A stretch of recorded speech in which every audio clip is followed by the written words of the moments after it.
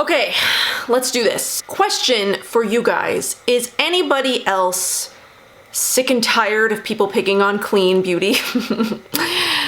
It's been happening a lot recently, and I'm just like, I get so frustrated when I see people pick on green beauty or clean beauty. I think it's the word clean specifically. I don't really see green beauty get picked on too much, natural beauty. It's the word clean.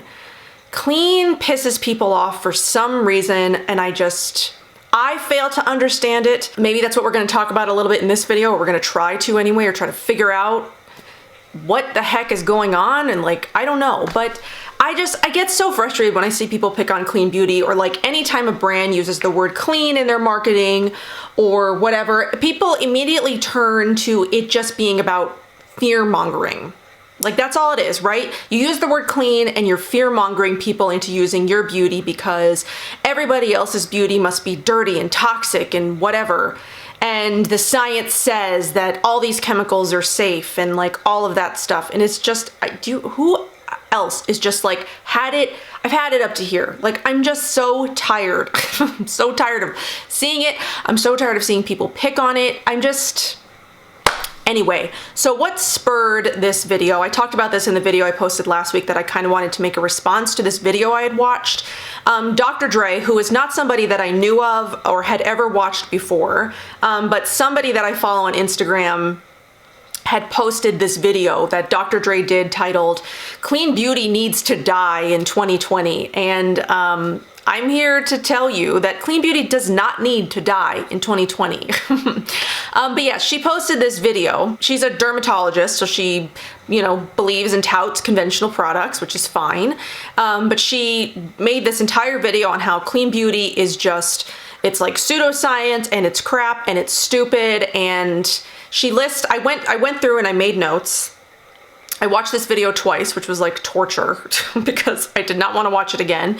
But the first time I wasn't taking notes or anything, and then after I watched it, after I watched it the first time, I was like, I have to respond to this. Like, I have to, not that anybody cares about my opinion, but like, I got so worked up about what she was talking about that I felt the need to sit down in front of a camera and talk about it, just like she did. I mean, she's worked up about this. But anyway, the first time I watched it, I just watched it and got pissed off like every time she said something. And then the second time I went through and I wrote a bunch of notes and I looked some stuff up, and I've got some things that I want to talk about. So I've seen other people sort of like demonize clean beauty before. Another person who I don't, necessarily follow, Caroline Hirons. I'm not a big fan of her. I haven't been.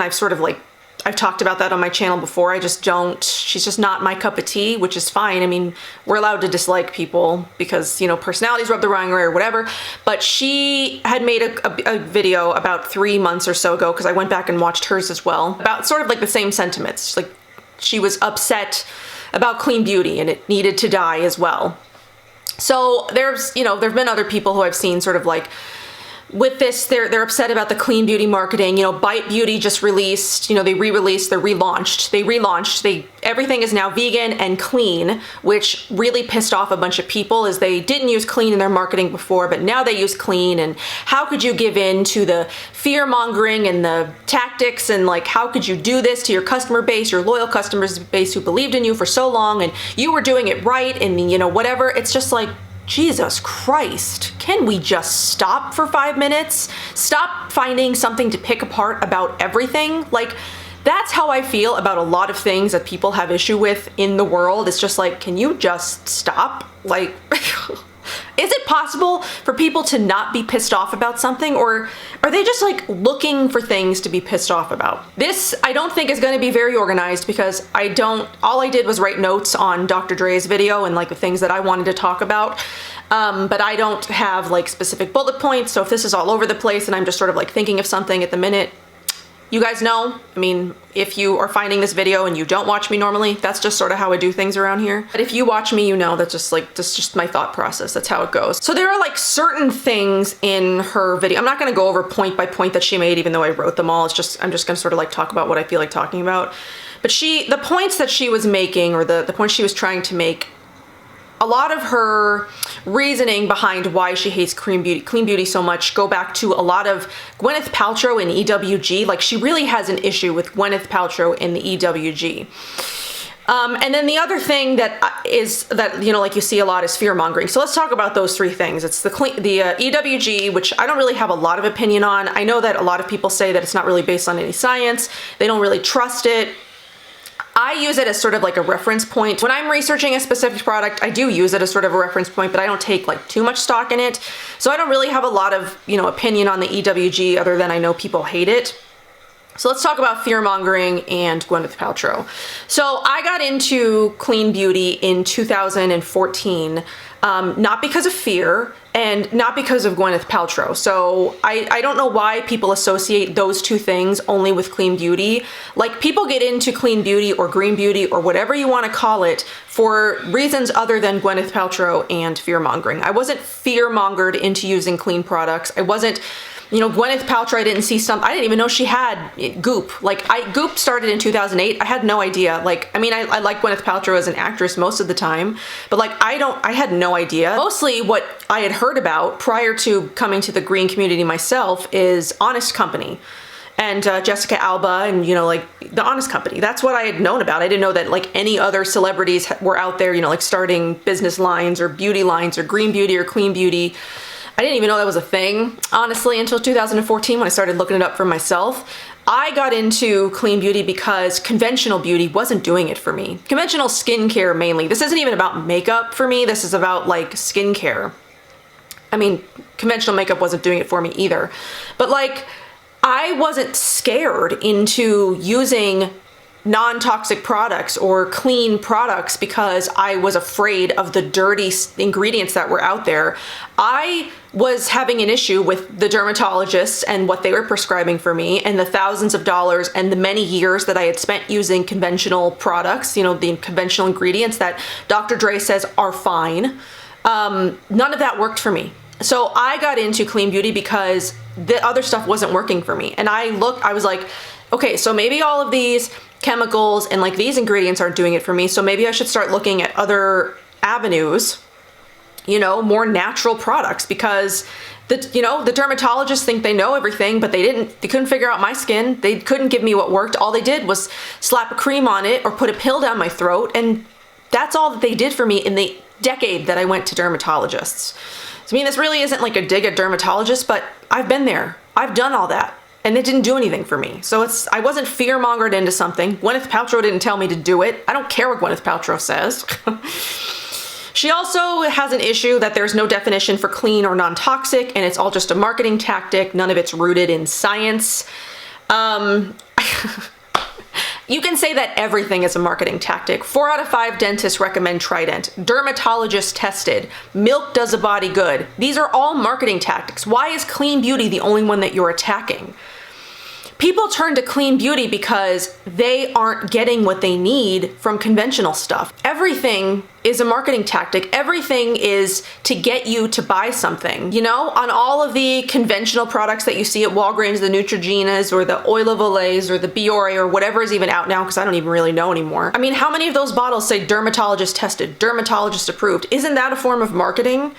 You know, you look at that bottle and you think, oh, a dermatologist approved this product, it must be good. But clean beauty can't use, you know, they use clean ingredients as marketing. That's somehow wrong. Speaking of fear mongering, what I also found really interesting between Caroline Hirons video and the Dr. Dre video, I just realized that my sound machine has been on this whole time. I've constantly got it on this like water raining sound because it like helps me sleep, and I just realized it's second nature to me now. I don't even realize it's on.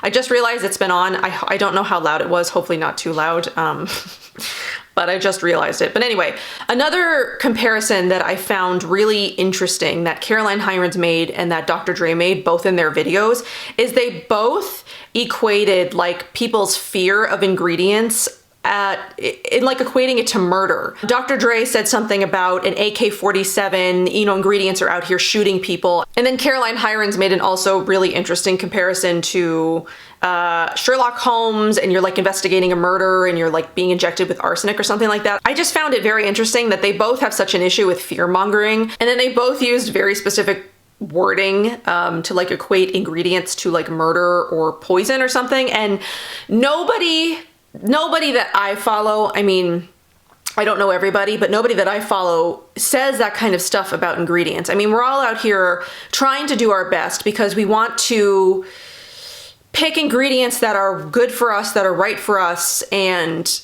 nobody's equating any ingredient out here to like guns and arsenic. Like, we all are trying to do better.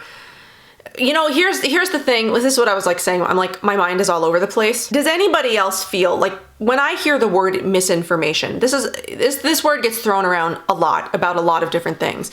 You know, you have a concern about aluminum in your antiperspirant, or you have a concern about GMOs and what they're doing to the environment and to your body. You have a concern about vaccines and whether they're safe and effective. You have a concern about organic food, really, whether is it organic or has it been contaminated. You have a concern about ingredients. And every time someone has an actual concern about something and they want to research it for themselves, like the stuff that they look up, it becomes misinformation. Is anybody else really sick and tired of this word misinformation? People use this. It's become gaslighting. People have a valid concern about certain things in our world, the environment or your body or the things that you eat, you know, how it gets produced and all of whatever. You have a concern about anything, and everything that you have a concern about, everything that's like a hot topic, it just is riddled with misinformation. It's gaslighting. We're being gaslit. I just feel like it's become like a major breeding ground for gaslighting. Anytime you have a concern about something, oh, it's misinformation. Clean beauty, misinformation. This science or what this study that you read, misinformation. Everything is misinformation.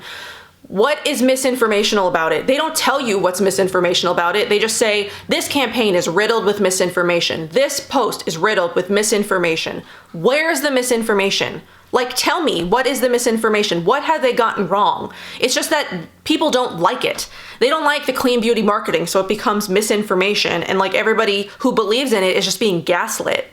That's how I feel about it. I'm freaking sick of the word misinformation. If we can stop using it, please, I would really appreciate it. Some other things that she talked about were like certain ingredients. She thinks that we've demonized random ingredients. These are her words. We've demonized random ingredients, and that it's not rooted, our concerns are not rooted in any science, and they're made up.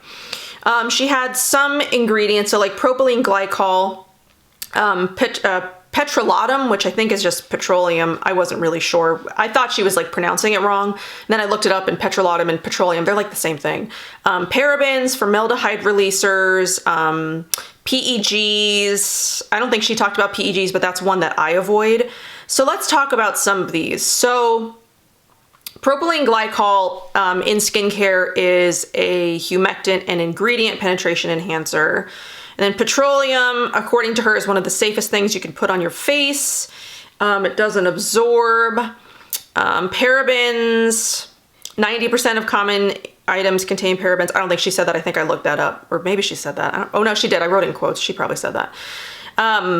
My concern with like some of these, so let's talk about parabens, for instance. My concern with parabens has always been like the concentration of like accumulation in your body. You know, the studies that I've read show that it's like unclear whether or not it's actually safe or not. Parabens have been found in breast cancer cells, which indicates that parabens may act like an estrogen, and some people may be more sensitive than others. I had a couple of you guys on my last video talk about you went to, you know, you switched to green beauty because you had cancer or you were sick, and you know, you were told to avoid these things, or you made the choice to avoid these things because we don't really know what the effect is on the body. I mean, these things haven't been around long enough, or the studies haven't been done to really know whether or not a lot of these things are safe. And the issue that I have with some of these ingredients is like, how do we really know? Anyway, that's one. You know, there's the formaldehyde releasers, PEGs.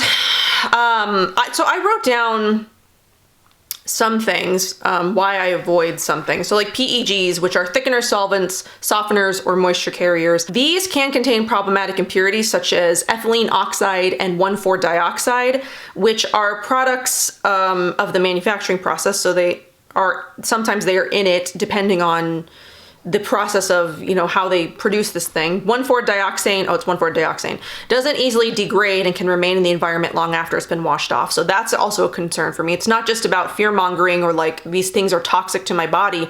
We also have to consider environmental factors, like what is happening in the production of these ingredients. Is it having an impact on the environment, and how bad is that impact? So it doesn't easily degrade and can remain in the environment long after it's been washed off. I was reading that it can be removed by vacuum stripping, but there's no easy way for consumers to know whether the product containing PEGs has undergone this process. And there are some companies that are clean. They've marketed themselves as clean that do use PEGs. CoverGirl's new Fresh whatever. I looked at the ingredients of that, and that contains PEGs.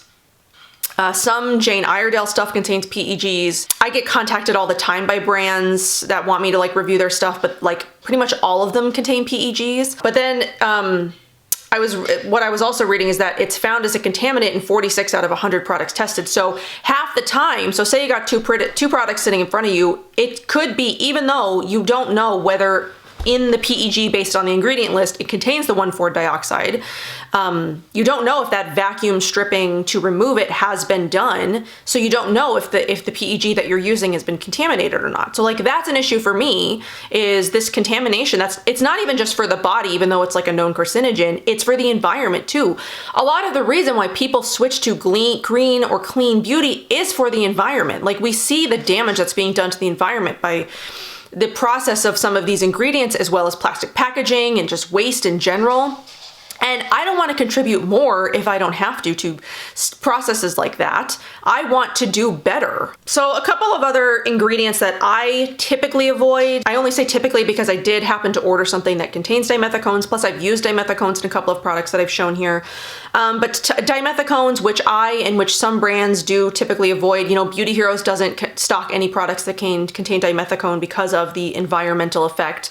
So dimethicones, they're a hydrolyzed chemical that gets washed off with water, so they don't absorb into the skin. So when you wash off your foundation at the end of the night, there is residual dimethicone, in your foundation, and they can end up in the water system and then effectively in the ocean. So then you're having to worry about, sea life eating this, or, I don't eat fish, but I would be concerned if I did eat fish. Like what our ocean is, it's sad.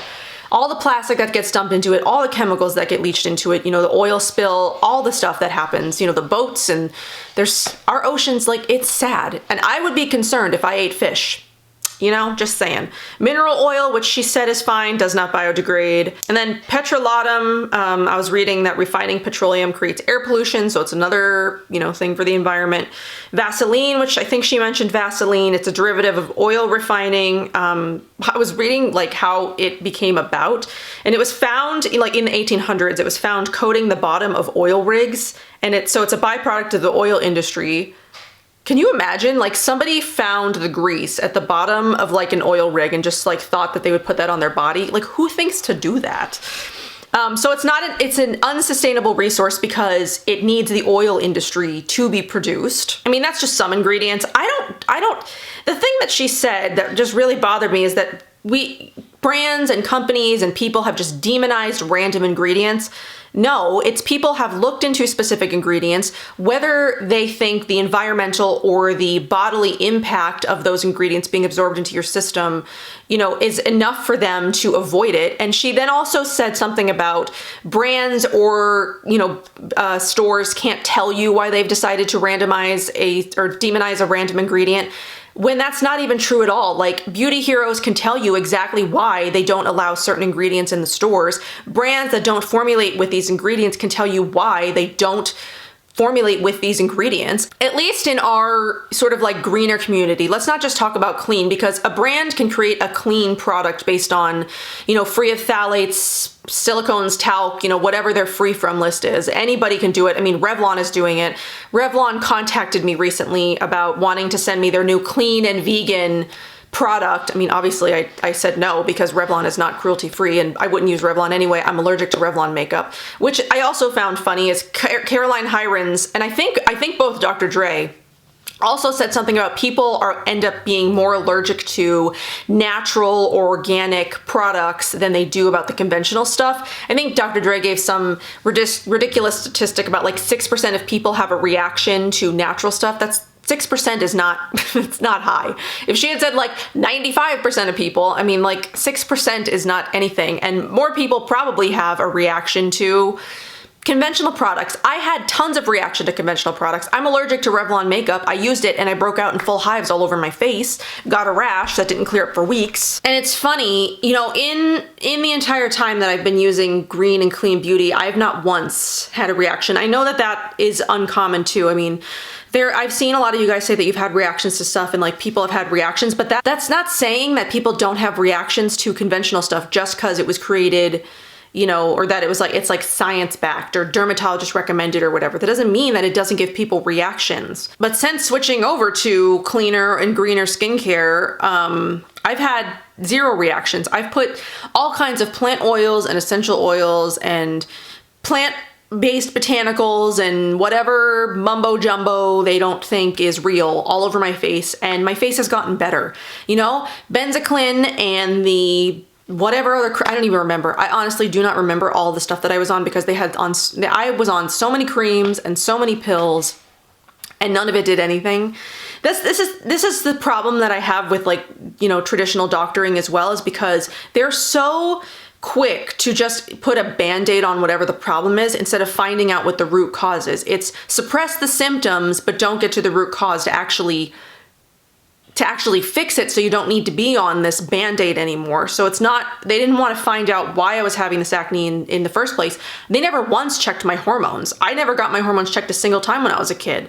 I didn't find out I had PCOS until I was trying to have a baby. So it's like, these should be things that doctors should be doing, is like checking your hormones and finding out if there's an imbalance. Maybe I had too much testosterone, or like maybe there was some reason why I had acne as bad as I did, or there was no emphasis on, you know, cleaning up your diet. It was all just about what pill they could prescribe next and what cream they could give me next. It's like, I have such a problem with Western, I don't trust doctors because I've seen, you know, I've seen how stuff happens. You know, with my husband having 2 brain surgeries and him being in the hospital for like nearly a month of his life, like dealing with all of that. Like I've seen doctors, and I can't take health advice from somebody seriously who eats Cheetos for lunch and smokes cigarettes every time they're on their break. Like, how can I believe that somebody has got my best interests and my health at heart when they don't even have their own at heart, you know what I mean? I don't really know where else I want to go with this. I didn't expect, I knew that I wasn't gonna come on here and try to give you scientific facts on why clean beauty or green beauty is not all that they say it is. And it's just, I just get frustrated because it feels like some weird attempt. I mean, they want to talk about demonizing random ingredients. You're demonizing an entire movement because you don't believe in it. It's like people who harass vegans because they don't think veganism is healthy, or they don't think veganism is real. And, you know, they want to hate on you for eating your vegan cheese. That's not real cheese. Or drinking your almond milk. That's not real milk. The science says it's not. It's like, why can't we just let people do what they want to do? Like, if someone wants to use clean beauty and wants to use the word clean beauty, what is the problem?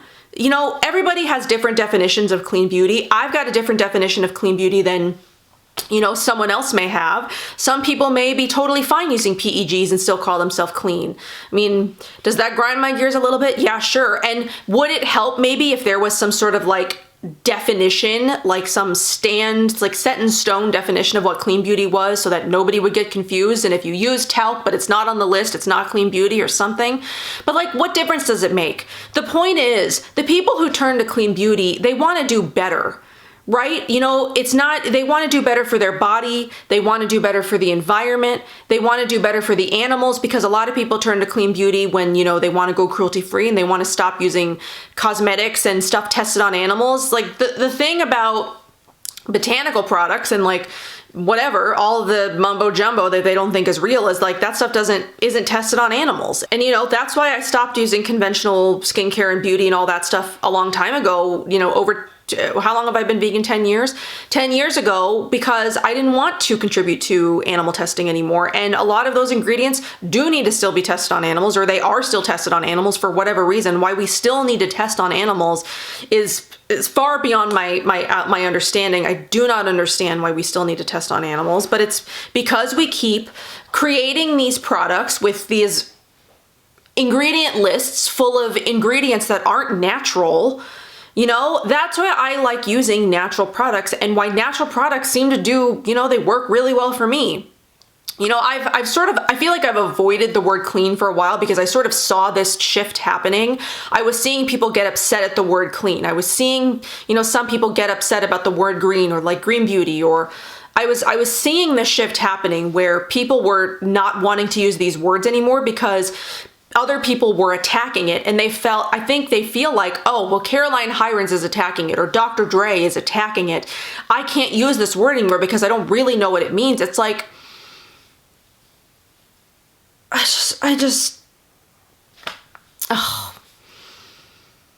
I believe in clean beauty, and I think it's ridiculous that there are people out there attacking brands and people who choose to use the word clean because out of some like fear-based marketing. I want to know who that watches me has been fear-mongered out of using something that was dirty. If people have such a problem with the word clean, why then are they not demonizing the Dirty Dozen list or the Clean 15 list? Are they, do they not think the same thing about pesticides? Like, if you're going to attack the word clean, attack it in all forms, not just clean beauty. You know, you want to say it's a marketing thing, but this attack on clean beauty feels like a marketing campaign for conventional beauty. And why don't we just stop attacking each other? Why don't we use what we want to use, research the ingredients that we, you know, may be wary of or that we want to avoid, and like let people like, I'm not demonizing anybody who still uses talc or dimethicone or PEGs. I'm not out here calling anybody out because of it, even though I've seen clean beauty YouTubers or clean beauty Instagrammers use these ingredients all the time. I'm not out here calling anybody out because it's none of my business. If they choose to use those things, that's their problem. But it's up to the consumer. It's up to you guys yourselves to research anything that I talk about or anything that anybody else talks about, and whether it's right for you. You know, we're here to just tell you about the product. We're here to tell you, you know, what we think of it, how we think that it would do for you, how it goes on the skin, how it wears, things like that. But it's up to you guys to not take everything that your favorite YouTuber says or your favorite blogger says as stone, as the written word, as gospel, like, cause it's not. Oliver's found me now, so I do need to wrap this up, but it's just like, I'm coming out this from more of like a frustrated perspective. It's just like, I don't attack anybody for doing what they want to do. Why do conventional people or like certain people feel the need to attack the clean movement? I really just don't understand. And if it is only just a marketing thing, well, why are they not out attacking any other kind of marketing? You know? If we're going to attack marketing, let's attack all marketing, and anything that says dermatologist tested and approved really should just be erased from every bottle, because that's another form of marketing. You know, I understand that there are companies out there who are greenwashing, who do use the label clean and free from because they see that it's a growing movement, that people want cleaner ingredients, people want safer cosmetics. And again, we're not out here talking about murder. We're not out here saying, you know, an AK-47 is going to come out here and, you know, like get you if you use these dirty ingredients. Like, and it's not even about just like ingredients being dirty. It's just like making informed decisions based on information. None of it is pseudoscience. None of it is misinformation. Like, look up the process of some of these ingredients that they tell you are fine and that clean beauty is just stupid. It's not. You know, a lot of the green beauty brands that you know and love are, you know, women owned. They make sure that their workers are paid fairly. You know, if, you know, wherever they get their ingredients, they make sure their ingredients are harvested ethically. You know, people are paid a fair wage, and like it's more than just ingredients. It's just a collection of environmental factors, sustainability, in fair wages, fair trade, or like it's a collection of things. It's not just ingredients. It's so much more than that. And I really wish that the people who are out here demonizing clean beauty would see that it's more than just ingredients. You know, and obviously it might be different for different people. For me, it's more than that. And I've never been afraid of ingredients. I didn't come into clean beauty because of fear. I came into clean beauty because I was frustrated that the conventional stuff was just not doing it for me, and it was making my skin worse, frankly. Anyways, I know that this has been all over the place, and is it coherent? I don't even know.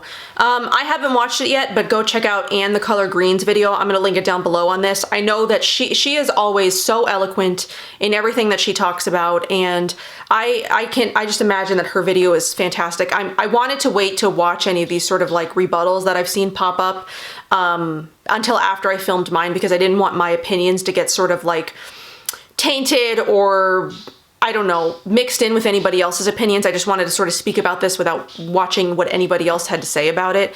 So I'm gonna link Anne the Color Greens video down below. I love her. She is amazing, and I cannot wait to watch her video. That's why I kind of wanted to film this, because I wanted to get it up so I could watch hers. But yeah, I'm just, if we're going to attack marketing, if that's what the real problem is, then attack all marketing. And it's just like, if people want to avoid certain ingredients, and we definitely don't randomly demonize certain ingredients, we make informed decisions based on research and what we read about them. And do we want this on our body? Like, do I want to use Vaseline on my lips when there are perfectly acceptable lip options that use shea butter or coconut oil, or you know, any other kind, like lots of other oils and no, I don't need to use Vaseline when there are other options out there that are much, much better. Like there are better options than what is being offered in conventional beauty, and nobody's sitting here saying that any of these ingredients are going to kill you. Like I don't hear anybody talk like that. Yeah, we are concerned that they may be endocrine disruptors or neurotoxins or carcinogenic. But nobody's sitting out here saying that if you use them, you're gonna die. Like, that is just excessive language that nobody is using. But if we have concerns, naturally we're gonna look to other things because we have concerns about these ingredients. And just because, you know, PEGs may be fine, doesn't mean I can still make the choice of whether or not I want to use them, and I don't want to use them.